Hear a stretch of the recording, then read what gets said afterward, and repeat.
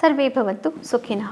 ಇಂದು ಶ್ರೀ ಪರಾಭವನಾಮ ಸಂವತ್ಸರೆ ದಕ್ಷಿಣಾಯನೆ ವರ್ಷ ಋತೌ ಶ್ರಾವಣ ಮಾಸೆ ಶುಕ್ಲಪಕ್ಷೆ.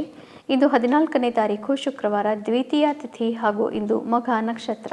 ಮಘ ನಕ್ಷತ್ರದ ಅಧಿಪತಿ ಕೇತು ಆಗಿರೋದ್ರಿಂದ ಇವತ್ತು ಎಲ್ಲರಿಗೂ ಸ್ವಲ್ಪ ನಿಷ್ಠುರವಾದ ಕಾಡಬಹುದು. ಮೇಷರಾಶಿಯವರಿಗೆ ಇಂದು ಸ್ವಲ್ಪ ಕಷ್ಟಕರವಾದಂತಹ ದಿವಸ. ಇರಿಟಬಿಲಿಟಿ ಅನ್ನೋದು ತುಂಬ ಜಾಸ್ತಿ ಇರುತ್ತೆ. ಬೇರೆಯವರು ಏನೇ ಸಣ್ಣದು ಹೇಳಿದರೂ ಕೂಡ ನೀವು ತಕ್ಷಣಕ್ಕೆ ಅವರಿಗೆ ಬೈಗುಳ ಅಥವಾ ಬಹಳ ನಿರರ್ಥಕವಾಗಿ ಉತ್ತರವನ್ನು ಕೊಡಬೇಕಾಗಿ ಬರಬಹುದು. ಹೀಗಾಗಿ ಮನಸ್ಸಿಗೆ ಇಂದು ಬೇರೆಯವರಿಂದ ಕ್ಲೇಶ. ವೃಷಭ ರಾಶಿಯವರಿಗೆ ಮನೆಯಲ್ಲಿ ಸಂಸಾರದಲ್ಲಿ ನೆಮ್ಮದಿಯನ್ನು ಕಾಪಾಡೋದು ಬಹಳ ದೊಡ್ಡ ತೊಂದರೆಯಾಗಿ ಇವತ್ತು ಪರಿಣಮಿಸಬಹುದು.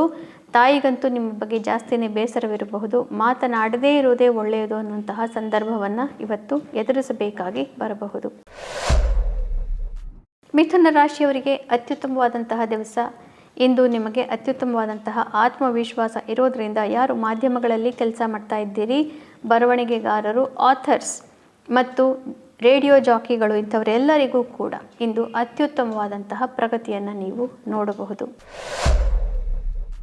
ಕರ್ಕ ರಾಶಿಯವರಿಗೆ ಸಂಸಾರದಲ್ಲಿ ಅನೇಕ ತಾಪತ್ರಯಗಳನ್ನು ನೋಡಬೇಕಾಗಿ ಬರಬಹುದು. ಯಾರು ಕೂಡ ಸಹಕಾರ ಮಾಡ್ತಾನೇ ಇಲ್ಲ ಅನ್ನೋ ಭಾವನೆ ಬರಬಹುದು. ಮನೆಯಲ್ಲಿ ಎಲ್ಲ ಕೆಲಸ ನೀವು ಒಬ್ಬರೇ ನಿಭಾಯಿಸ್ತಾ ಇದ್ದೀರಿ ಅನ್ನುವಂತಹ ಮಾತನ್ನು ನೀವು ಬೇರೆಯವರಿಗೆ ಹೇಳಿ ಪರಿಸ್ಥಿತಿಯನ್ನು ಇನ್ನೂ ಉಲ್ಬಣ ಮಾಡ್ಕೊಳ್ಳೋದು ಬೇಡ. ಕೈಯಲ್ಲಾದರೆ ಮಾಡಬಹುದು, ಇಲ್ಲದೆ ಹೋದರೆ ಸುಮ್ಮನಿರೋದು ಒಳ್ಳೆಯದು. ಸಿಂಹರಾಶಿಯವರಿಗೆ ಇಂದು ಸ್ವಲ್ಪ ನಿಶ್ಚಿಂತೆ ಆಗುವಂತಹ ದಿವಸ. ಹಿಂದಿನ 2-3 ದಿನಗಳಲ್ಲಿ ಬಹಳ ತೊಂದರೆಯನ್ನು ನೋಡಿದಿರಿ.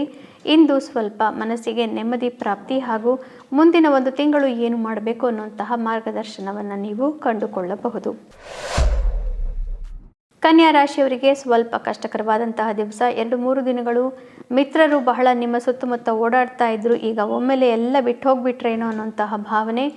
1 ತಿಂಗಳಿನಿಂದ ಯಾರ ಜೊತೆ ಯಾವ ರೀತಿ ಮಾತನಾಡಿದ್ದೀರಿ, ಏನು ಮಾಡಬೇಕು, ಮುಂದಿನ ನಿಮ್ಮ ಹೆಜ್ಜೆ ಏನಿರಬೇಕು ಅನ್ನುವಂಥದ್ದನ್ನು ಈಗ 1-2 ಹಿಂದೆ ಹೆಜ್ಜೆ ಇಟ್ಟು ನೋಡಬೇಕಾದಂತಹ ದಿವಸ. ತುಲಾ ರಾಶಿಯವರಿಗೆ ನೆಮ್ಮದಿ, ಇಷ್ಟಾರ್ಥ ಸಿದ್ಧಿ, ಧನಾಗಮ, ಗುಂಪುಗಳಿಂದ ಯಶಸ್ಸು ಮತ್ತು ಗುಂಪುಗಳಲ್ಲಿ ಸನ್ಮಾನ ಇತ್ಯಾದಿಗಳು ಪ್ರಾಪ್ತಿಯಾಗಬಹುದು. ಮಿತ್ರರೊಡನೆ ಒಡನಾಟ ಬಹಳ ಅವಶ್ಯಕ. ವೃಶ್ಚಿಕ ರಾಶಿಯವರಿಗೆ ಕಾರ್ಯಕ್ಷೇತ್ರದಲ್ಲಿ ಬಹಳ ದೊಡ್ಡ ಯಶಸ್ಸು. 1 ತಿಂಗಳಿಂದ ಬಹಳ ಕಷ್ಟಪಟ್ಟು ಕೆಲಸ ಮಾಡಿದ್ದೀರಿ.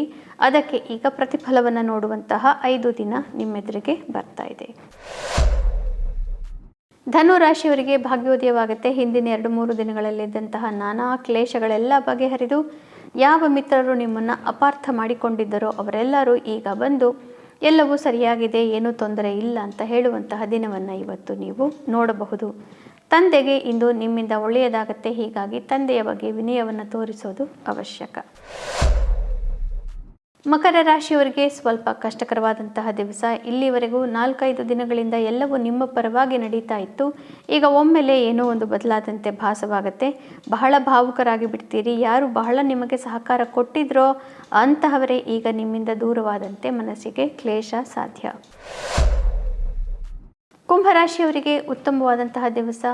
ಪ್ರೀತಿ ಪಾತ್ರರಿಂದ ನೆಮ್ಮದಿ, ದಾಂಪತ್ಯದಲ್ಲಿ ನೆಮ್ಮದಿ, ಮಿತ್ರತ್ವಗಳಲ್ಲಿ ಹಾಗೂ ಬಿಸ್ನೆಸ್ ಪಾರ್ಟ್ನರ್ಶಿಪ್, ವಹಿವಾಟು ಇವುಗಳೆಲ್ಲದರಲ್ಲೂ ಕೂಡ ಎಲ್ಲರೂ ನಿಮ್ಮ ಪರವಾಗಿರ್ತಾರೆ. ಹೀಗಾಗಿ ನೀವು ಏನೇ ಮಾಡಿದರೂ ಕೂಡ ಇಂದು ನಿಮಗೆ ಜಯ ಪ್ರಾಪ್ತಿ. ಮೀನರಾಶಿಯವರಿಗೆ ಹಿಂದಿನ 4-5 ದಿನಗಳಲ್ಲಿದ್ದಂತಹ ತೊಂದರೆಗಳೆಲ್ಲ ಬಗೆಹರಿದಿದೆ.